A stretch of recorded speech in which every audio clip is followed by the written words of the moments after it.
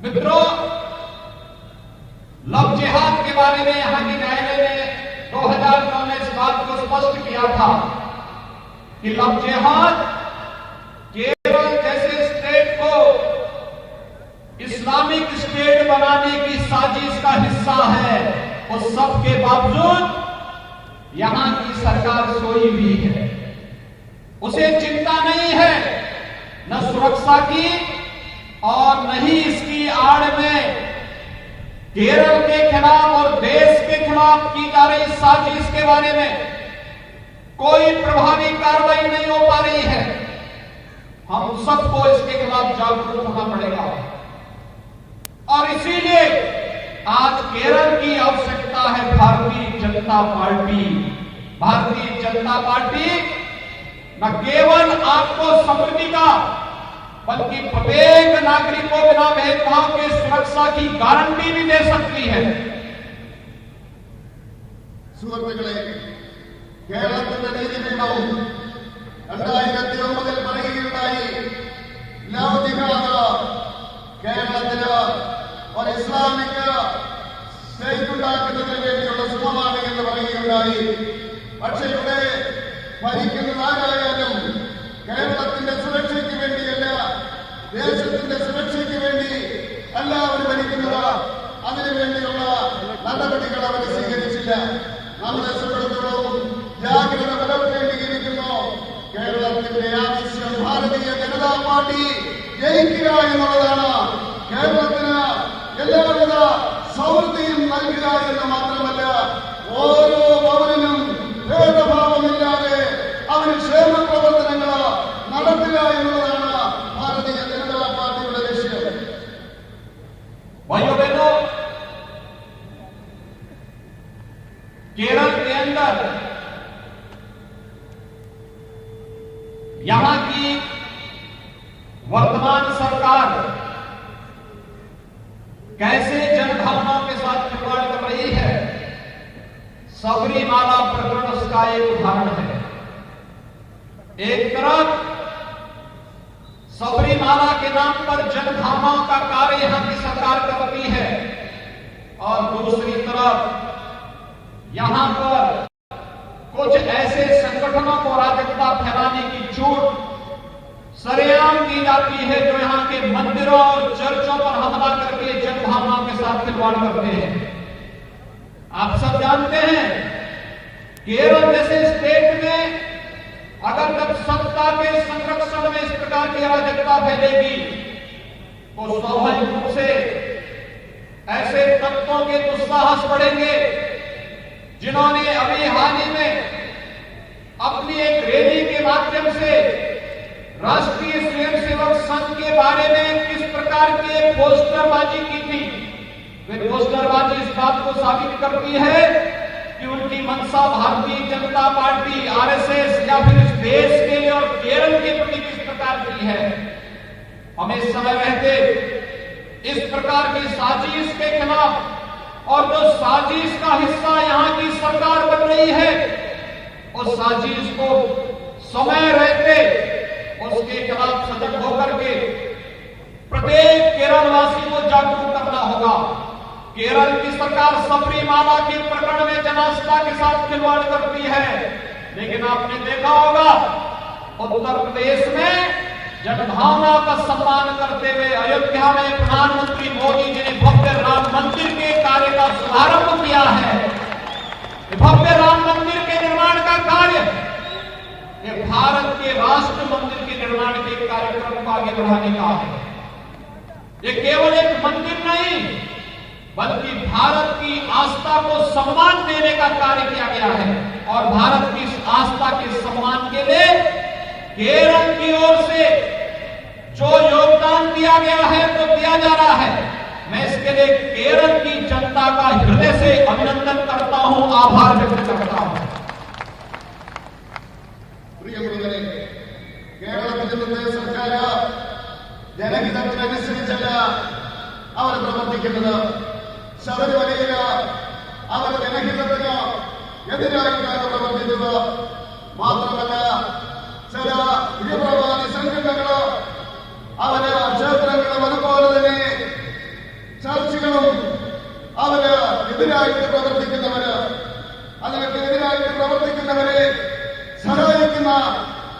പാർട്ടിയാണ് ഇവിടെ ഭരിക്കുന്നത്. ഈ അടുത്ത കാലഘട്ടത്തില് നിങ്ങൾ ഇവിടെ ഒരു റാലി കണ്ടു. എന്തായിരുന്നു? കണ്ണൂർ ജില്ലയിലാണ്. എന്തായിരുന്നു ആ റാലി? RSSനെയും അതുപോലെ തന്നെ അങ്ങനെയുള്ള രാഷ്ട്രീയ സംഘടനകളെ ആക്ഷേപിക്കുന്ന രീതിയിലുള്ള ഒരു റാലിയും പോസ്റ്ററുമാണ് അത് ഇറക്കിയത്. ഈ രാജ്യത്തെ തകർക്കുന്നതിന് വേണ്ടിയുള്ള, രാജ്യത്തിന് വേണ്ടിയുള്ള ചിന്തയെ തകർക്കുന്നതിന് വേണ്ടിയുള്ള ഗൂഢാലോചനയാണ് നടക്കുന്നത്. തീർച്ചയായിട്ടും നമ്മളെ സംബന്ധിച്ചിടത്തോളം ജാഗ്രത പുലർത്തേണ്ടിയിരിക്കുന്നു. ഈ രാജ്യത്തിന് വേണ്ടി ജാഗ്രത പുലർത്തേണ്ടിയിരിക്കുന്നു. ശബരിമലയിൽ അവര് ഇവിടുത്തെ സർക്കാർ ജനഹിതത്തിനെതിരായിട്ട് വിശ്വാസികളുടെ വിശ്വാസത്തിന് എതിരായിട്ടാണ് പ്രവർത്തിച്ചതെങ്കിൽ നിങ്ങൾ നോക്കൂ. ഉത്തർപ്രദേശില് മോഡി രാമമന്ദിരത്തിന്റെ ശിലാസ്ഥാപനം സ്ഥാപിച്ചിരിക്കുകയാണ്. ആ രാമമന്ദിരം എന്ന് പറയുന്നത് അത് തീർച്ചയായിട്ടും രാഷ്ട്രമന്ദിരമാണ്. ഈ രാജ്യത്തിന്റെ മന്ദിരമായിട്ട് മാറിയിരിക്കുകയാണ്. അതിനുവേണ്ടി ഈ കേരളത്തിലെ ജനത നൽകുന്ന സംഭാവനയ്ക്ക്, സഹായത്തിന് ഞാൻ ഹൃദയത്തിന്റെ ഭാഷയില് കേരളത്തിലെ ജനങ്ങളോട് ഞാൻ നന്ദി പറയുകയാണ്.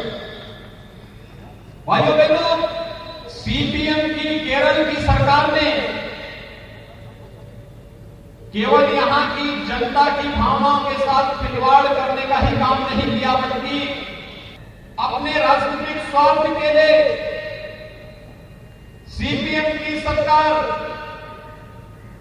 यहां पर तमाम ऐसे संगठनों को अराजकता फैलाने की खुली छूट दे रही है, जो न केवल सुरक्षा के लिए बल्कि एकता और अखंडता के लिए गंभीर चुनौती प्रस्तुत कर रहे हैं। दूसरी तरफ यहां पर न केवल उन्होंने मनुष्यों को आपस में बांटा है, बल्कि इस सरकार ने तो बैंकों को भी बांटने का काम किया था। हवाल नाम का एक नया बैंक खोलने की कुछ चेष्टा केरल के अंदर करने का प्रयास इस सरकार की विभाजनकारी मानसिकता को प्रदर्शित करता है। हमें विभाजन नहीं, हमें तो अपनी संस्थाओं को मजबूती के साथ आगे बढ़ाने और उसके माध्यम से प्रत्येक नागरिक के जीवन में खुशहाली लाने का कार्य करना है। आज प्रधानमंत्री मोदी जी के नेतृत्व में पूरे देश के अंदर जो अभियान चला है, सबका साथ, सबका विकास और सबका विश्वास, इस अभियान के साथ जुड़ करके प्रत्येक केरलवासी भी शासन की योजना से लाभान्वित हो सके, यह कार्य भारतीय जनता पार्टी अपने सहयोगी दलों के साथ मिलकर के करेगी और इसे यहाँ के जन जन तक पहुंचाने की आवश्यकता है कि भारतीय जनता पार्टी ही जैसे मोदी जी के नेतृत्व में पूरे देश के अंदर गरीब कल्याण की योजनाओं को, नौजवानों के लिए योजनाओं को, महिलाओं के लिए की जाने वाले तमाम प्रकार के कार्यक्रमों को लेकर के आगे बढ़ रही है। वही कार्य केरल के अंदर भी होना चाहिए और केरल के अंदर भारतीय जनता पार्टी ही इस कार्य को आगे बढ़ाएगी। इसके लिए आज आप सबका आह्वान करने के लिए मैं आपके बीच यहां पर उपस्थित हुआ हूं।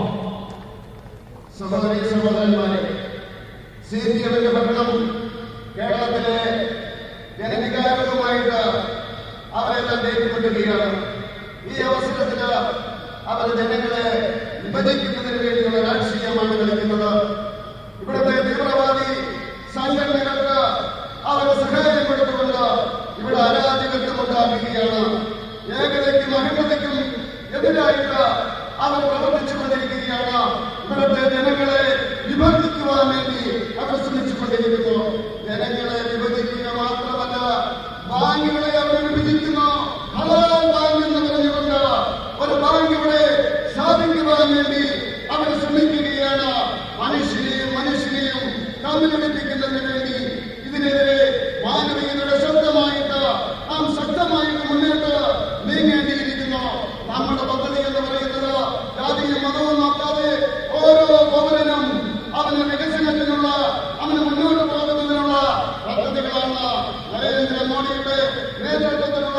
പദ്ധതികളാണ് സബ്കാ സാത്ത് സബ്കാ വികാസ് സബ്കാ വിശ്വാസ് എന്നുള്ള മുദ്രാവാക്യം ഉയർത്തിപ്പിടിച്ചുകൊണ്ട് എല്ലാവരെയും ഒരുമിച്ച് നിർത്തിക്കൊണ്ട് അങ്ങോട്ട് മുന്നോട്ട് പോകുകയാണ്.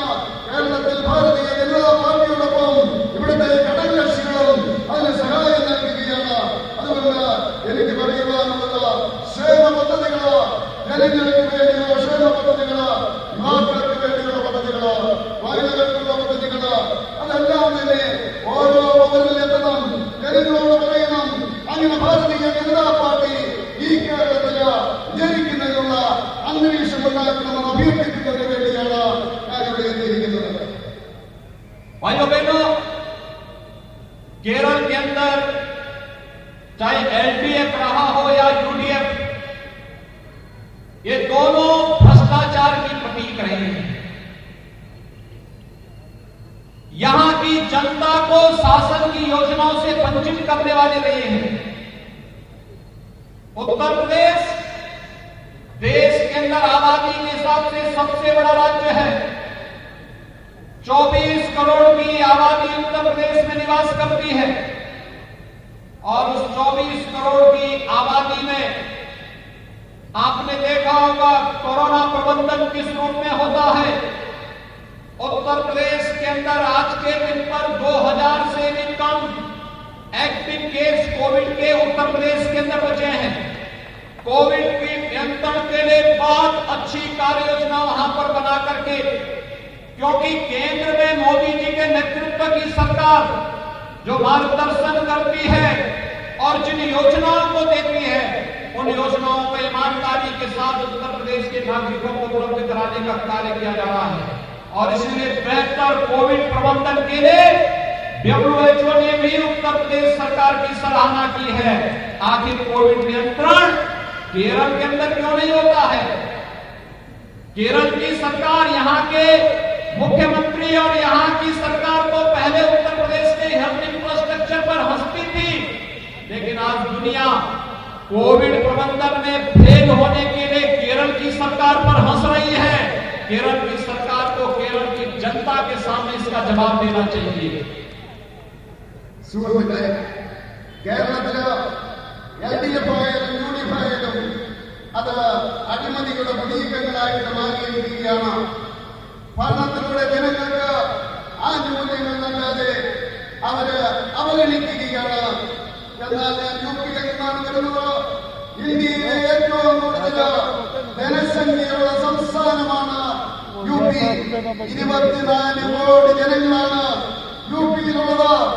ആ 24 കോടി ജനങ്ങളുള്ള UPയില് കൊറോണ എങ്ങനെ നിയന്ത്രിച്ചു എന്ന് നിങ്ങൾ മനസ്സിലാക്കണം. ഇന്ന് 2000-ൽ കുറവാണ്. അവിടെ ഈ കൊറോണ കേസസ് ഏതായാലും UP ശക്തമായിട്ടുള്ള നടപടികൾ എങ്ങനെയാണോ മോഡി നിർദ്ദേശിച്ചത് അതിന്റെ അടിസ്ഥാനത്തില് പദ്ധതികൾ നടപ്പിലാക്കി. അതുകൊണ്ട് അവരെ കൊറോണ നിയന്ത്രിക്കുവാൻ സാധിച്ചു. ലോക ആരോഗ്യ സംഘടന UPയെ അഭിനന്ദിച്ചിരിക്കുകയാണ് ശക്തമായിട്ടുള്ള നടപടികൾ സ്വീകരിച്ചതിന്. എന്തുകൊണ്ട് കേരളത്തിലെ സർക്കാരിന് നിയന്ത്രിക്കാൻ സാധിക്കുന്നില്ല? ഒരു കാലഘട്ടത്തിൽ കേരളത്തിലെ മുഖ്യമന്ത്രി UPയുടെ കാര്യം പറഞ്ഞ് ചിരിക്കുമായിരുന്നു. ഇന്ന് ലോകം മുഴുവൻ കേരളത്തിലെ സർക്കാരിന്റെ പരാജയം ചൂണ്ടിക്കാണിച്ചുകൊണ്ട് ചിരിക്കുകയാണ്. അങ്ങനെ ഈ സർക്കാർ പരാജയപ്പെട്ടിരിക്കുകയാണ് കോവിഡ് നിയന്ത്രിക്കുന്ന കാര്യത്തില്. केरल के अंदर यहां का युवा यहां पर ईमानदारी से नौकरी न मिलने के कारण केरल से पलायन करने के लिए मजबूर हो रहा है। और उत्तर प्रदेश में 4 वर्ष में 4 लाख नौजवानों को सरकारी नौकरी पूरी पारदर्शी ईमानदारी के साथ उत्तर प्रदेश सरकार ने उपलब्ध करवाई है।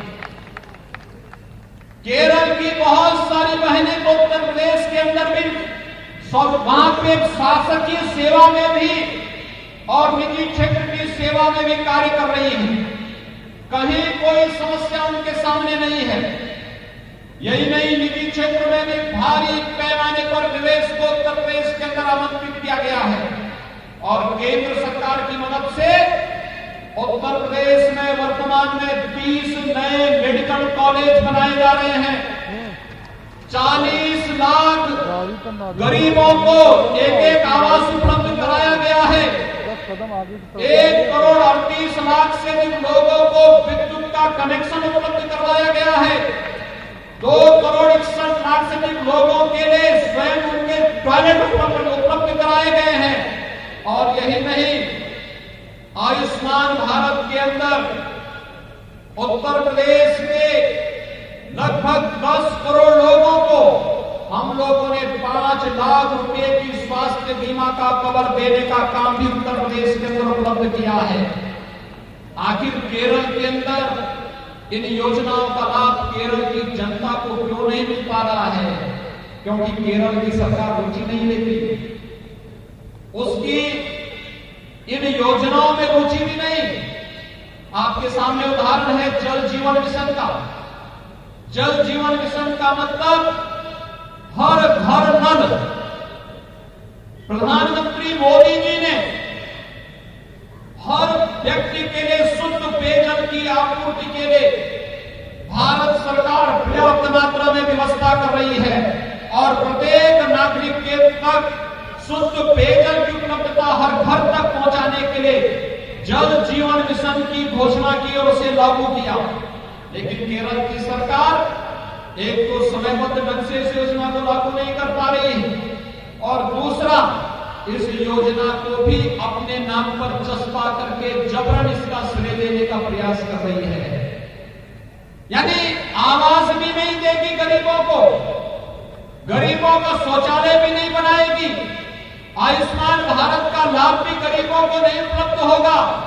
और अगर कोई योजना केंद्र सरकार के द्वारा, मोदी जी के द्वारा प्रत्येक नागरिक के लिए उपलब्ध कराई जाती है तो इस योजना में भी मोदी जी और केंद्र सरकार का नाम कटवाने का प्रयास होता है। पैसा तो देते हैं लेकिन योजनाओं के नाम साथ प्रधानमंत्री जी और केंद्र सरकार का नाम जोड़ने में संकोच होता है। भाइयों बहनों, हमें केरल सरकार की वास्तविकता को समझने का प्रयास करना चाहिए। इनका विकास में नहीं, केरल के विकास में नहीं, केरल के नागरिकों के उत्थान में नहीं, बल्कि केवल सीपीएम के कैडर के विकास में इनकी रुचि है। और सीपीएम के कैडर के विकास के लिए केरल की जनता के साथ धोखा बंद होना चाहिए और यही आह्वान करने के लिए आज आपके बीच में हम लोग आए हैं। പ്രിയമുള്ളവരെ, കേരളത്തിലെ യുവാക്കൾ ജോലി കിട്ടാതെ വിഷമിക്കുകയാണ്, ഇന്ന് സമരം ചെയ്യുകയാണ്. പക്ഷേ ഞാൻ പറയാൻ ആഗ്രഹിക്കുന്നു, യുപിയിൽ കഴിഞ്ഞ 4 വർഷം കൊണ്ട് 4 ലക്ഷം തൊഴിലില്ലാത്ത ചെറുപ്പക്കാർക്ക് ജോലി കൊടുക്കുവാൻ സാധിച്ചു. കേരളത്തിലെ അനേകം സഹോദരി സഹോദരന്മാര് യുപിയിൽ ജോലി ചെയ്യുന്നുണ്ട്.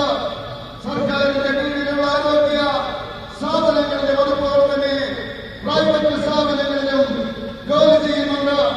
അവരെ സംബന്ധിച്ചിടത്തോളം ഒരു പ്രശ്നവുമില്ല. ആ പ്രൈവറ്റ് ആയിട്ടുള്ള സ്ഥാപനങ്ങളിലും അവർക്ക് നല്ല രീതിയിലുള്ള പരിഗണന കിട്ടുന്നുണ്ട് എന്ന് സംസ്ഥാന സർക്കാർ ഉറപ്പുവരുത്തുന്നു. മാത്രമല്ല, കേന്ദ്ര സർക്കാരിന്റെ സഹായത്തോടുകൂടി യുപിയില് 30 മെഡിക്കൽ കോളേജുകളാണ് ഈ കഴിഞ്ഞ വർഷങ്ങളിൽ സ്ഥാപിച്ചത്. പാവപ്പെട്ടവർക്ക് 40 ലക്ഷം വീടുകൾ കൊടുത്തു. സൗജന്യമായിട്ട് വൈദ്യുതി 1,38 ലക്ഷം പേർക്കാണ് കൊടുത്തത്. 2 കോടി ജനങ്ങൾക്ക് ജോലിക്ക് കൊടുത്തു. അതുപോലെ ആയുഷ്മാൻ ഭാരത് 5 ലക്ഷം രൂപയുടെ ഇൻഷുറൻസ് 10 കോടി വീടുകളിലാണ് കൊടുത്തത്. അങ്ങനെ പദ്ധതികൾ നടപ്പിലാക്കുകയാണ്. പക്ഷേ കേരളത്തിലെ സർക്കാരിന് ഇത് നടപ്പിലാക്കുവാൻ താല്പര്യമില്ല. നിങ്ങൾക്കറിയാം, ഇവിടെ ഒരു പദ്ധതിയുണ്ട്, ജലജീവൻ പദ്ധതി. എല്ലാ വീടുകളിലും പൈപ്പിലൂടെ കുടിവെള്ളം എത്തിക്കുന്ന പദ്ധതിയാണ്. അത് ഭാരതം മുഴുവൻ നടപ്പിലാക്കുകയാണ്. കേരളത്തിലെ സർക്കാർ അത് സമയത്തിന് തുടങ്ങിയില്ല. മാത്രമല്ല, അത് വേണ്ട രീതിയിൽ നടപ്പിലാക്കുന്നില്ല. ഈ മോഡി സർക്കാരിന്റെ പദ്ധതികള് അത് ഭവന നിർമ്മാണ പദ്ധതികളാണെങ്കിലും ആയുഷ്മാൻ ഭാരതിന്റെ പദ്ധതിയായാലും ടോയ്ലറ്റിന്റെ പദ്ധതിയാണെങ്കിലും അവർ നടപ്പിലാക്കാൻ ആഗ്രഹിക്കുന്നില്ല. കേന്ദ്ര സർക്കാർ നേതാക്കളുടെ പണം വേണം. പക്ഷേ മോഡിയുടെ പേര് പാടില്ല, കേന്ദ്രത്തിന്റെ പേര് പാടില്ല, പണം മതി എന്നാണ് അവർ പറയുന്നത്. തീർച്ചയായിട്ടും കേരളത്തിലെ ജനങ്ങളെ ഇത് പറഞ്ഞ് നമ്മൾ മനസ്സിലാക്കിക്കണം. ഇവരുടെ സർക്കാർ കേരളത്തിന്റെ വികസനത്തിന് വേണ്ടിയല്ല, ജനങ്ങളുടെ ഉദാഹരണത്തിന് വേണ്ടിയല്ല പരിശ്രമിക്കുന്നത്. CPM കേരളങ്ങളുടെ വികാസത്തിന് വേണ്ടിയാണ്, അവരുടെ രക്ഷയ്ക്ക് വേണ്ടി മാത്രം പ്രവർത്തിക്കുന്ന ഒരു സർക്കാരാണ്. അല്ലാതെ ഭേദഭാവമില്ലാതെ BJPയുടെ സർക്കാരിനെ പോലെ ഓരോ പൗരന്മാർക്കും ക്ഷേമ പദ്ധതികൾ നടപ്പിലാക്കുന്ന സർക്കാരായി പറയുവാൻ ഞാൻ ആഗ്രഹിക്കുകയാണ്. भाइयों बहनों, शुरुआत अच्छी होती है तो अंत भी बहुत अच्छा होता है। और आज बीजेपी केरल की इस विजय यात्रा का जो शानदार शुरुआत हो रही है, मेरी आप सबके प्रति शुभकामनाएं हैं कि यह यात्रा केरल के अंदर भारतीय जनता पार्टी की विजय यात्रा के साथ ही स्टेट में भारतीय जनता पार्टी बेहतरीन प्रदर्शन करते हुए सरकार बनाने की ओर अग्रसर होगी। क्योंकि मुझे विश्वास है, आज मोदी जी के नेतृत्व में जो विश्वास आम जनमानस के मन में आया है, केरल के अंदर भी वहां पर CPM की सरकार थी। और आप जानते हैं कि त्रिपुरा के अंदर जब वहां की सरकार 35 वर्षों से चली आ रही थी, लेकिन जब उनके पास मोदी जी के नेतृत्व की भारतीय जनता पार्टी की सरकार के कार्यों की और लोक कल्याणकारी योजनाओं का लाभ पहुंचा, तो उन्हें वास्तविकता की जानकारी हुई। और जब वहां पे इलेक्शन हुए 2 वर्ष पूर्व, तो त्रिपुरा में 2/3 मेजोरिटी के साथ भारतीय जनता पार्टी वहां पर सरकार बनाई है। आज नॉर्थ ईस्ट में त्रिपुरा हो, मणिपुर हो, अरुणाचल हो, असम है, इन सभी राज्यों में भारतीय जनता पार्टी की सरकारें बेहतरीन तरीके से कार्य कर रही है। और भारतीय जनता पार्टी विकास के लिए जो कार्य कर ही रही है, साथ साथ अलगाववाद और आतंकवाद पूरी तरह उन क्षेत्रों से समाप्त भी हो गया है। केरल के अंदर भी भारतीय जनता पार्टी के कार्यकर्ताओं ने त्याग और बलिदान का शौर्य और पराक्रम का जो एक नया इतिहास रचा है, इस इतिहास को अब आगे बढ़ाने की आवश्यकता है। और इसके लिए इस विजय यात्रा का शुभारंभ आप सबके लिए शुभ हो, या अपनी पूरी शुभकामना आप सबके प्रति व्यक्त करने के लिए आज मैं विशेष रूप से इस विजय यात्रा के शुभारंभ के अवसर पर यहाँ पर आपके बीच में उपस्थित हुआ हूँ। आप सबके लिए और पूरी यात्रा के लिए, विधानसभा चुनाव के लिए मेरी शुभकामनाएं, उत्तर प्रदेश की शुभकामनाएं और देश की शुभकामनाएं आप सबके प्रति है। इस विश्वास के साथ मैं अपनी वाणी को यहीं पर विराम देता हूं। धन्यवाद। जय हिंद, जय जय श्री राम।